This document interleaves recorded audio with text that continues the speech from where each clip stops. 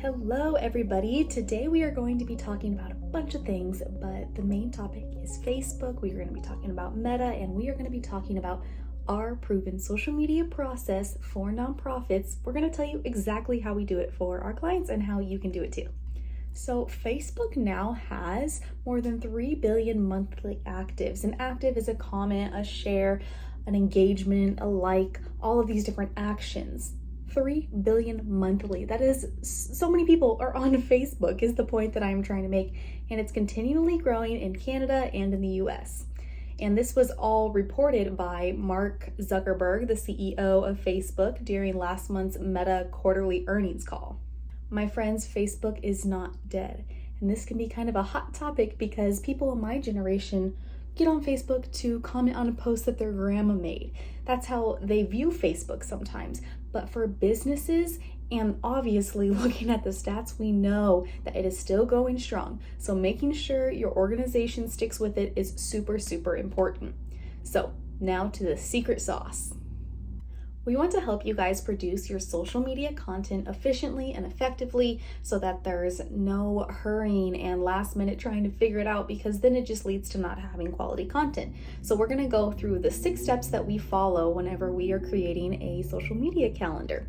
So the first thing that we do is we create our frequency. So we decide how often we're going to post on Facebook, how often we're going to post on Instagram. If we are using other platforms, we also decide how many times we're going to post on there.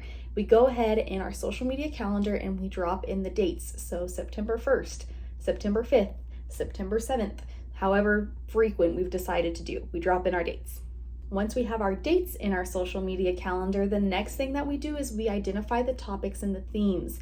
So we have multiple topics and themes. Some of the overarching ones that I want to share with you guys that may work for your nonprofit. Again, it's going to be so specific whenever you build your own, but some of the general ones for nonprofits I want to share too. If you're just struggling, like, what the heck do I share? You can talk about events that are going on. You can talk about current happenings with your nonprofit. If you have a volunteer request form, you can share that on social media.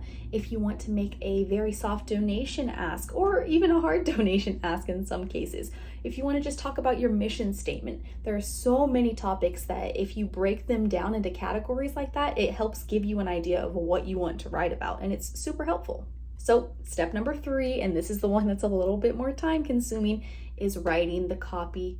And this is the part that might get you a little bit for the entire month, but it's not as intense as it sounds.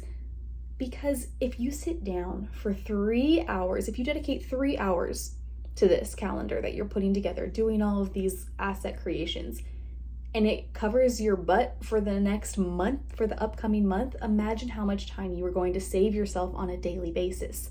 So you sit down, step number 3, you're drafting the copy for the Facebook post, for the Instagram post. You got to make it specific. You have to make sure that your Facebook posts have calls to action and links in them. For Instagram, if you are trying to get somebody to a landing page, you need to direct them to your bio so that they can find the link, or tell them specifically where to go, since we know we can't have links in Instagram captions.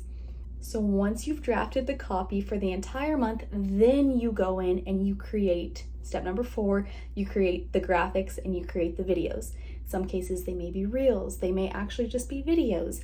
They may be just a static feed post. It could be a flyer. There are so many different asset creations that you can make. Carousel posts. Whenever you go, you have your caption, and now you have an idea image in your head based on that caption. So it shouldn't be too complicated.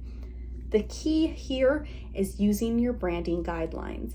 If you do not use branding guidelines when creating these images, your grid, your timelines are not going to be cohesive. They are not going to reflect your brand. So make sure you are creating these assets with your branding kit hand in hand.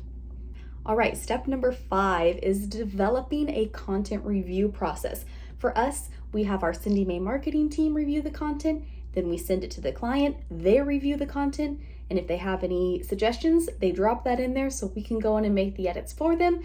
So we have so many sets of eyes reviewing the content before it is posted, so there's no grammatical errors or spelling, anything that you don't want posted. You want to look professional whenever you're sharing your content. So developing a nice review process is step number 5. Step number 6 is after your content has been reviewed, you have everything together in your calendar, it's looking good, it's taking you about 3 to 4 hours to put all of this together. Once it's approved, we schedule it. You schedule it. You have it in your Meta account. You pre-schedule these posts. You can do that out a month, 29 days in Meta's world to be exact, if you are using that as your scheduling platform. And once you have it scheduled, it's out of your mind. It is all inside of Meta. It is going to go out at the date and the time that you have set, and you don't have to worry about it. You don't have to worry about going onto Instagram or Facebook every day and making sure that you make a post about what's happening right then, because you have planned in advance. I know that was a lot of information, but you guys, if you do this, if you follow this system and make sure you have deadlines for each of these tasks, you're going to have plenty of time to pull the pieces together, put it into place systematically so that your social media is on point, consistent, and a solid part of your organization's marketing mix. You got this. If you feel like you don't, we are here to help. And if you want to learn more about how Cindy May Marketing can help you with your social media or other services, go ahead and visit our website.